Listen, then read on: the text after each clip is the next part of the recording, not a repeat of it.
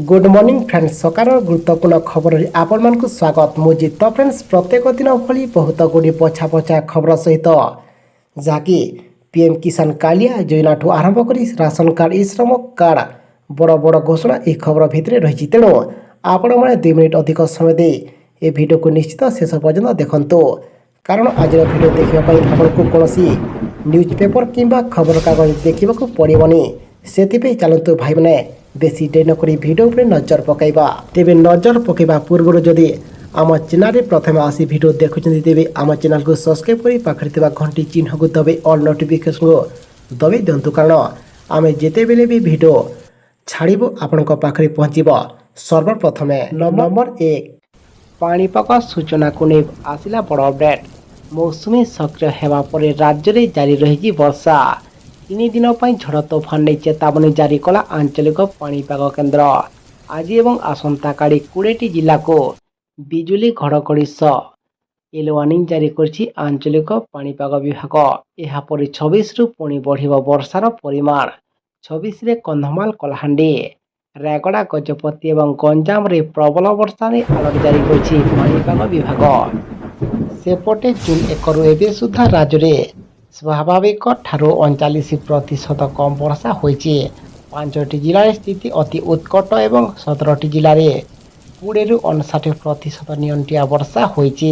परवर्ती खबर मातृत्व छुट्टी नियम परिवर्तन कले सरकार मातृत्व छुट्टी नियम संशोधन करिसंती भारत सरकार एणिकी केंद्र सरकार को निकट में चाकरी करिथिबा महिला माने शिशु ग्रहण कले सेमानकु 180 दिनर मातृत्व छुट्टी पाइबा पई कमिशन नियम संशोधन करिसंती एवं सरोगेसी मातांक व्यतीत जो माने सरकारी कर्मचारी एवं तांकर 2टी कम पिला अछंती सेमानकु मध्य 180 दिन छुट्टी मिलिबो एथिपे केंद्र सिविल सर्विसेज छुट्टी नियम 1972 रे संशोधन करा जायछि जहा केंद्र कर्मचारी मानकु सुविधा मिलुछि। परवर्ती खबर आसला पुणी समस्त पेट्रोल एवं डीजेल दर को नहीं सरकार बड़ पदक्षेप जदि सबकि ठीक ठाक रहे तेज केन्द्र मोदी सरकार पेट्रोल एवं डीजेल को जीएसटी परिसर को आनीपारती अर्थमंत्री शनिवार कहते जे केंद्र सरकार सबुबले पेट्रोल एवं डीजेल को जीएसटी परिसर को आने चाहते राज्य गुड़िक एक यार दर स्थिर कर अच्छी सूचना प्रदान करिसंती। परवर्ती खबर समस्त खाउटी को बड़ आश्वस्ति प्रदान कले केंद्र सरकार चलित वर्ष वर्तमान सुधा केंद्र सरकार बरफ स्टक प्राय 71,000 टन प्याज किनिछंती दर वृद्धि को नियंत्रण करने सकाशे मोट 5 लाख टन प्याज संग्रह पर सरकार लक्ष्य रखिछंती देशर अनेक स्थान में मौसुमी अग्रगति को दृष्टि रखी सरकार आशा करछंती जे खूब शीघ्र प्याजर खुजुरा दर ह्रास पाइब।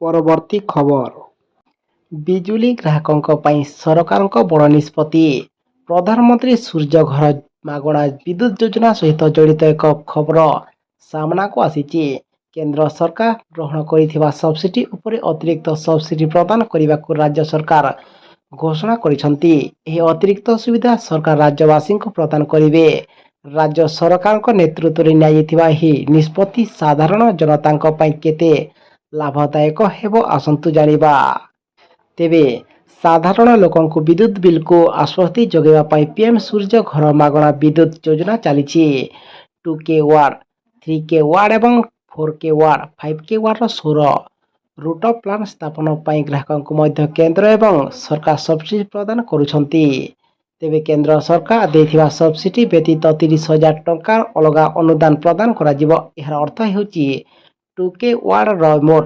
90,000 टंका सब्सिडी उपलब्ध हेबो एवं 3 एवं 4 एवं 5K वार्ड केंद्र सरकार तरफ 78,000 टंका सब्सिडी उपलब्ध थिबा बेले राज्य सरकार 30,000 टंका अतिरिक्त सब्सिडी देबे जोथि मोट राशि 1,08,000 टंका हेबो। परवर्ती खबर आसला पुणी पक्का घर को नहीं पुणी एक बड़ खबर प्रधानमंत्री आवास योजनार समय समय नुआ नुआ अपडेट सामना को आसुची वर्तमान आउ एक नुआ अपडेट सामना को आसी जहाँ राज्यवासी को खुशी करदेव प्रधानमंत्री आवास योजना रे एबे राज्य में ପାଞ୍ଚ ଲକ୍ଷ ନୂଆ ଘର ନିର୍ମାଣ କରିବାକୁ ଯୋଜନା କରିଛନ୍ତି ସରକାର। ରାଜ୍ୟରେ ବିଜେପି ସରକାର ଗଠନ ପରେ ଦିଲ୍ଲୀରେ ଗୁରୁତ୍ୱପୂର୍ଣ୍ଣ ପ୍ରାକ୍ ବଜେଟ୍ ପରାମର୍ଶ ବୈଠକରେ ଓଡ଼ିଶା ସରକାର କେନ୍ଦ୍ର ପାଖରେ ରଖିଛନ୍ତି ଅନେକ ଦାବି। ଏହି କ୍ରମରେ ରାଜ୍ୟର ବିକାଶ ପାଇଁ ଅନେକ ଦାବି ରଖିଛନ୍ତି ସରକାର। ସବୁଠାରୁ ଗୁରୁତ୍ୱପୂର୍ଣ୍ଣ ଦାବି ହେଲା PMAY ଯୋଜନାରେ 5 ଲକ୍ଷ ଘର ମାଗିଥିବା ଉପମୁଖ୍ୟମନ୍ତ୍ରୀ କହିଛନ୍ତି, ଯାହାକି ଯଥାଶୀଘ୍ର ଏହି ବଜେଟରେ ଆଗତ ହୋଇ ଯଥାଶୀଘ୍ର ଓଡ଼ିଶାର ସମସ୍ତ ହିତାଧିକାରୀଙ୍କୁ କିମ୍ବା 5 ଲକ୍ଷ ହିତାଧିକାରୀଙ୍କୁ ପୁଣି ପକ୍କାଘର ମିଳିବାଟା ଏବେ ସୂଚନା ମିଳିଛି। ପରବର୍ତ୍ତୀ ଖବର, ରାସନ କାର୍ଡଧାରୀଙ୍କ ପାଇଁ ଏବେ ଆସିଲା ନୂଆ ନିୟମ। ଆସିଲା ଏବେ ସମସ୍ତ ରାସନ କାର୍ଡଧାରୀଙ୍କ ପାଇଁ ବହୁତ ବଡ଼ ଖୁସି ଖବର। ଦେଶରେ ମୋଦି ସରକାର ଅନ୍ତୋଦୟ ଯୋଜନା ଅଧୀନରେ ଗରିବ ପରିବାରକୁ ରାସନ ଯୋଗାଉଛନ୍ତି, କିନ୍ତୁ ଅନେକ ସ୍ଥାନରେ ରାସନ ଗରିବଙ୍କ ନିକଟରେ ପହଞ୍ଚି ନଥିବା ଅଭିଯୋଗ ରହିଛି। ଏଥିରେ ଦୁର୍ନୀତି ଅଭିଯୋଗ ମଧ୍ୟ ରହିଛି। ଏହି ସମସ୍ୟାକୁ ଦୂର କରିବା ପାଇଁ ବର୍ତ୍ତମାନ ଏକ ନୂତନ ପଦ୍ଧତି ଗ୍ରହଣ କରାଯିବ, ଯାହାକି ଦାରିଦ୍ର୍ୟ ସୀମାରେଖା ତଳେ ଥିବା କାର୍ଡଧାରୀଙ୍କୁ ସରକାର ରାସନ ଦୋକାନରୁ ସୁବିଧା ପ୍ରଦାନ କରୁଛନ୍ତି, କିନ୍ତୁ ଅଧିକାଂଶ ସ୍ଥାନରେ ଗରିବ ଲୋକଙ୍କ ଖାଦ୍ୟଶସ୍ୟ ଲୁଟିବା ଭଳି ଖବର ସାମ୍ନାକୁ ଆସୁଛି। ତେବେ ଅନ୍ତୋଦୟ ହିତାଧିକାରୀଙ୍କ ସହିତ ଠକେଇକୁ ରୋକିବା ଏବଂ ଖାଦ୍ୟଶସ୍ୟର ସୁବିଧାଜନକ ଭାବରେ ପ୍ରଦାନ କରିବାକୁ ଦରିଦ୍ର ସୀମାରେଖା ତଳେ ଥିବା କାର୍ଡଧାରୀଙ୍କୁ ଘରେ ବୋର୍ଡ ଲାଗିବ କିମ୍ବା କାର୍ଡଧାରୀଙ୍କ ଘରେ ବୋର୍ଡ ଲାଗିବ। ଦେଶରେ ଅନ୍ତୋଦୟ BPL ହିତାଧିକାରୀଙ୍କୁ ରାସନ ସୁବିଧା ମଧ୍ୟ ଦିଆଯିବ। ପରବର୍ତ୍ତୀ ଖବର, ତାରିଣୀ ପୀଠର ଉନ୍ନତିକରଣ ପାଇଁ ଆସିଲା ପ୍ୟାକେଜ। ମୁଖ୍ୟମନ୍ତ୍ରୀ ଭାବେ ଶପଥ ନେବା ପରେ ଗତକାଲି ପ୍ରଥମ ଥର ପାଇଁ ନିଜ ଜନ୍ମମାଟି କେନ୍ଦୁଝର ଗସ୍ତ କରିଛନ୍ତି ମୋହନ ମାଝୀ। ଏହି କ୍ରମରେ ସେ ପ୍ରଥମେ ରୋଡ୍ ଶୋ କରି ମା ତାରିଣୀ ପୀଠକୁ ଯାଇ ସେଠାରେ ପୂଜାର୍ଚ୍ଚନା କରିବା ସହ ମନ୍ଦିର ପୂଜକଙ୍କ ସହ ଆଲୋଚନା କରିଥିଲେ ଏବଂ ମା ତାରିଣୀଙ୍କ ପୀଠ ଯେପରି ସାରା ଦେଶରେ ବ୍ୟାପକ ହୋଇପାରିବ, ସ୍ୱତନ୍ତ୍ର ପର୍ଯ୍ୟଟନ ସ୍ଥଳୀ ହୋଇପାରିବ, ସେଥିପାଇଁ ଏହି ସରକାର ପ୍ରତିଶ୍ରୁତିବଦ୍ଧ ବୋଲି କହିଛନ୍ତି ଏବଂ ତାରିଣୀ ପୀଠର ବିକାଶ ଏବଂ ଉନ୍ନତି ପାଇଁ କେନ୍ଦ୍ର ସରକାରଙ୍କ ପାଖରେ ଅପିଲ କରିଥିଲେ। ଏବେ ପୀଠର ବିକାଶ ପାଇଁ 50,000 କୋଟି ଟଙ୍କା ବିନିମୟରେ କାମ ଚାଲିଛି। ଏହାର ପରିପୂର୍ଣ୍ଣ କରିବାର ଅଧିକ 50 କୋଟି ଟଙ୍କା ପ୍ୟାକେଜ ଘୋଷଣା କଲେ ମୁଖ୍ୟମନ୍ତ୍ରୀ। ପରବର୍ତ୍ତୀ ଖବର, ଆଜିଠୁ ସ୍ୱାଭାବିକ ଭାବେ ଚାଲିବ ସ୍କୁଲ। ଆଜିଠୁ ରାଜ୍ୟରେ ସ୍ୱାଭାବିକ ଭାବେ ସ୍କୁଲ ଖୋଲିବ। ରାଜ୍ୟରେ ପାଣିପାଗ ବଦଳିବା ହେତୁ ସ୍କୁଲ ସ୍ୱାଭାବିକ ଚାଲିବା ନେଇ ସୂଚନା ଦେଇଛନ୍ତି ଗଣଶିକ୍ଷା ମନ୍ତ୍ରୀ ନିତ୍ୟାନନ୍ଦ ଗଣ୍ଡ। ସେ କହିଛନ୍ତି, ରାଜ୍ୟରେ ପାଣିପାଗ ବଦଳିଛି, ତେଣୁ ସ୍କୁଲ ସ୍ୱାଭାବିକ ହେବାର କୌଣସି ଅସୁବିଧା ହେବ ନାହିଁ। ପରବର୍ତ୍ତୀ ଖବର, ରାଜ୍ୟର ସବୁ ମହିଳାଙ୍କୁ ମିଳିବ ସୁଭଦ୍ରା ଯୋଜନାରେ ଟଙ୍କା।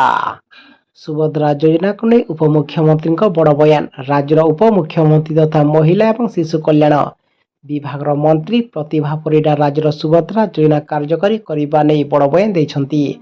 ସେ କହିଛନ୍ତି, କ୍ୟାବିନେଟ ମୋହର ବାଜିବା ପରେ ସୁଭଦ୍ରା ଯୋଜନାର ଡ୍ରାଫ୍ଟିଂ ଷ୍ଟେଜରେ ଅଛି ଏବଂ ଆସନ୍ତା 100 ଦିନ ଭିତରେ ସୁଭଦ୍ରା ଯୋଜନା ଲଞ୍ଚ ହେବ। ତେବେ ନିଷ୍ପତ୍ତି ଅନୁଯାୟୀ ରାଜ୍ୟର ସମସ୍ତ ମହିଳାଙ୍କୁ ମିଳିବ ଏହି ଯୋଜନାର ଲାଭ। ରାଜ୍ୟର ସବୁ ମହିଳାଙ୍କୁ ସୁଭଦ୍ରା ସ୍କିମର ଟଙ୍କା ମିଳିବ ବୋଲି ସେ ସୂଚନା ଦେଇଛନ୍ତି। ପରବର୍ତ୍ତୀ ଖବର, 17ତମ କିସ୍ତି ପରେ ଚାଷୀଙ୍କୁ ପୁଣି ଖୁସି ଖବର। ସମସ୍ତଙ୍କ ଆକାଉଣ୍ଟକୁ ଆସିବ 8,000 ଟଙ୍କା। ଚାଷୀଙ୍କୁ ପୁଣି ମିଳିପାରେ ଖୁସି ଖବର। ଏଣିକି ସବୁ କୃଷକଙ୍କ ଖାତାକୁ 8,000 ଟଙ୍କା ପଠାଇବେ ସରକାର।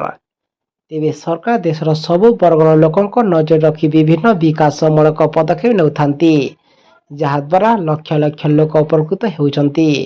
ଏହି କ୍ରମରେ ଦେଶର କୃଷକମାନଙ୍କୁ ଏହି ସମୟରେ ବଡ଼ ଭେଟି ମଧ୍ୟ ଦେଉଛନ୍ତି। ତେବେ ଏଥିରେ ଯଦି ଉତ୍ସଗୁଡ଼ିକୁ ବିଶ୍ୱାସ କରାଯାଏ, ତେବେ ଜାଣିବାକୁ ମିଳିଛି ଯେ ପ୍ରଧାନମନ୍ତ୍ରୀ କିଷାନ ଯୋଜନା ଅଧୀନରେ ବାର୍ଷିକ 6,000 ଟଙ୍କା ବଦଳରେ 8,000 ଟଙ୍କା ଦେବାକୁ ଯୋଜନା କରୁଛନ୍ତି ସରକାର। ଜୁନ୍ 18ରେ ପ୍ରଧାନମନ୍ତ୍ରୀ କିଷାନର 17ତମ କିସ୍ତି ଭାବରେ ପ୍ରଧାନମନ୍ତ୍ରୀ ମୋଦି ଏକା ସାଙ୍ଗରେ 20,000 କୋଟିରୁ ଅଧିକ ଟଙ୍କା ରିଲିଜ୍ କରିଥିଲେ। ଏହିପରି ଏହି ଯୋଜନା ପ୍ରତିବର୍ଷ 60,000 କୋଟିରୁ ଅଧିକ ଲାଭ ପ୍ରଦାନ କରାଯାଉଛି। ବର୍ତ୍ତମାନ ଯଦି ବର୍ଷକୁ 8,000 ଟଙ୍କା ଦେବାକୁ ସରକାର ବିଚାର କରୁଛନ୍ତି, ତେବେ କେନ୍ଦ୍ର ଉପରେ ଅତିରିକ୍ତ ବୋଝ ହେବ। ତଥାପି କେନ୍ଦ୍ର ଏହା ଚିନ୍ତା କରୁଛି ଯେ ଏହାଦ୍ୱାରା କୃଷକଙ୍କର ଅଧିକ ବିକାଶ ହେବ। ତେଣୁ ଜୁଲାଇରେ ବଜେଟ୍ ଉପସ୍ଥାପିତ ହେଲେ କୃଷକମାନେ ଏହି ଖୁସି ଖବର ପାଇବାର ସମ୍ଭାବନା ରହିଛି ବୋଲି ଏବେ ବିଶେଷ ସୂତ୍ରରୁ ଜଣାପଡ଼ୁଛି।